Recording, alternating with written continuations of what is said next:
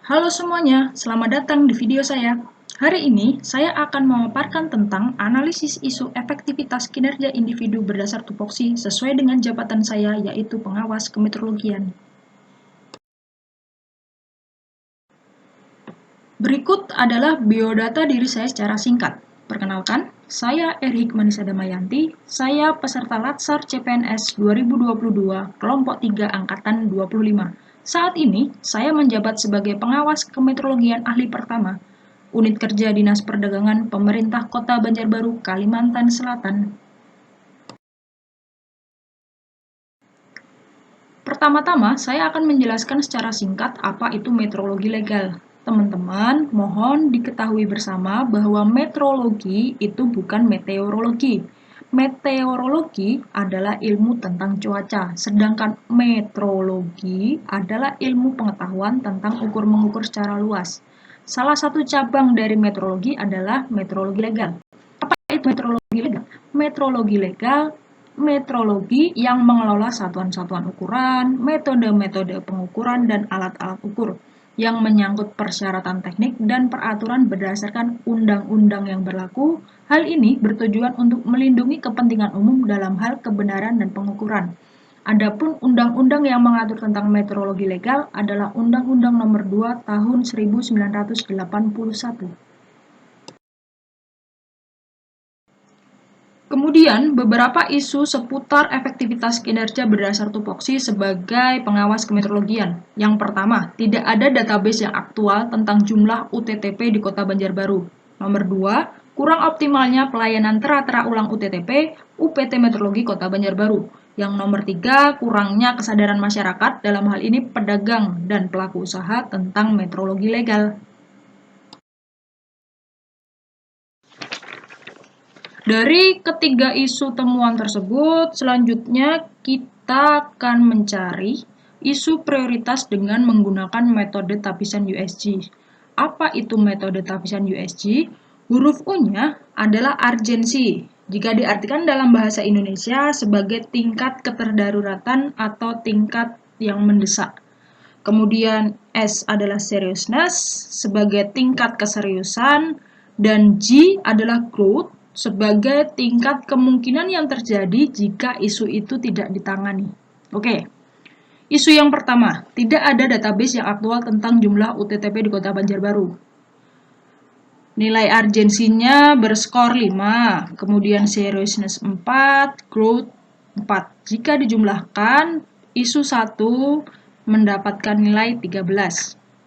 Selanjutnya, isu nomor 2, kurang optimalnya pelayanan tera-tera ulang UTTP UPT Meteorologi Kota Banjarbaru.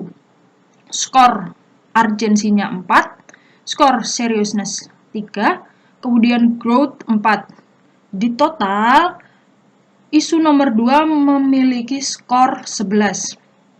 Lanjut pada isu nomor 3, kurangnya kesadaran masyarakat, dalam hal ini pedagang atau pelaku usaha, tentang meteorologi legal. Skor urgensi 3, skor seriousness 4, skor growth 3. 3 ditambah 4 ditambah 3 sama dengan 10. Masing-masing skor pada isu ini kita urutkan dari nilai yang tertinggi, di mana nilai tertinggi adalah ranking 1. Oke, terlihat bahwa isu nomor 1 dia ranking 1 dengan nomor 13. Kemudian isu nomor 2 dia ranking 2 dengan skor 11. Kemudian isu nomor 3 adalah ranking 3 dengan skor 10. Selanjutnya, kita akan menganalisis isu sampai ke akar masalah. Sekarang kita menggunakan fishbone. Tadi dari metode tapisan USG diperoleh bahwa isu prioritasnya adalah tidak ada database yang aktual tentang jumlah UTTP di Kota Banjarbaru. Dalam hal ini menggunakan 4 indikator, yang pertama manusia, kedua lingkungan, ketiga sistem, dan keempat material. Pada indikator manusia terdapat subindikator, yaitu tidak ada operator database. Kemudian pada indikator lingkungan terdapat subindikator kurangnya pengetahuan masyarakat tentang UTTP. Berikutnya pada indikator sistem, subindikatornya adalah terbatasnya jadwal pendataan UTTP. pada indikator yang terakhir yaitu material, subindikatornya adalah jumlah UTTP yang fluktuatif.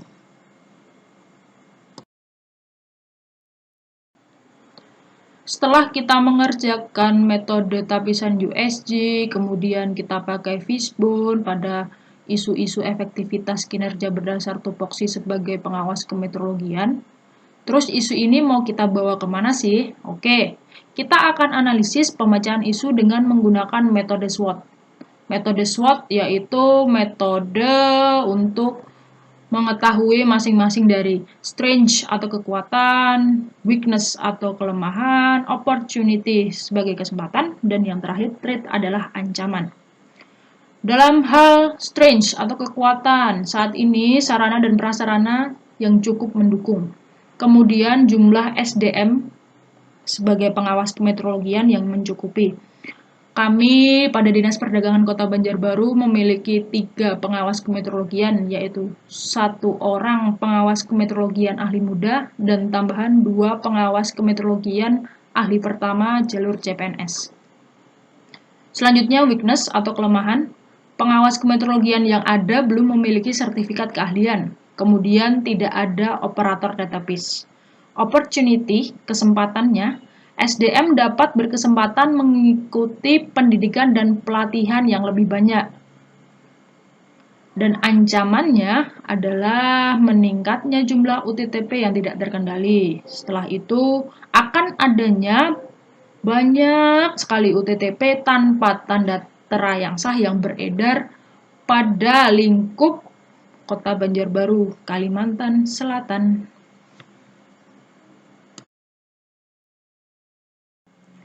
Oke, setelah kita bisa menemukan isu-isu permasalahan, kemudian kita juga sudah kerjakan isu prioritasnya dengan menggunakan metode tapisan USG, kita gunakan fishbone, terus kita analisa SWOT. Nah, sekarang kami akan memberikan alternatif penyelesaian isu-isu tersebut. Yang pertama, sosialisasi meteorologi legal tentang UTTP kepada masyarakat, kepada pedagang, kepada pelaku usaha.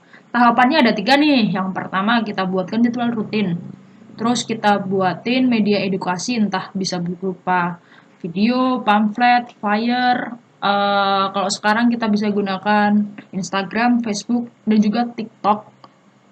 Ataupun kita bisa guide ketertarikan pedagang tentang meteorologi legal itu pada broadcast WhatsApp. Yang ketiga, kita koordinasikan, kita kolaborasikan program-program itu kepada bidang-bidang atau pihak-pihak yang terkait. Hasilnya, masyarakat akan tahu dulu nih. Setelah tahu, terus mereka akan ngerti pelan-pelan tentang meteorologi legal, khususnya UTTP. Alternatif nomor 2, penambahan jadwal pendataan UTTP di Kota Banjarbaru. Jika sebelumnya hanya 1 bulan sekali, bisa dirutinkan jadi sebulan 2 kali, atau bahkan seminggu sekali. Nah, hasilnya nanti kan jadwal pendataan UTTP itu akan bertambah. Yang ketiga, tentang rekrutmen tenaga ahli operator database.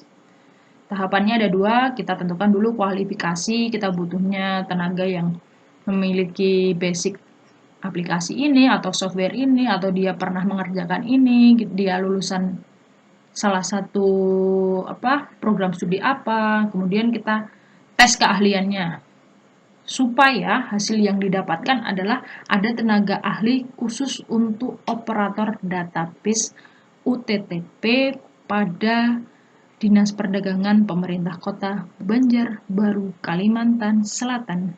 Terima kasih.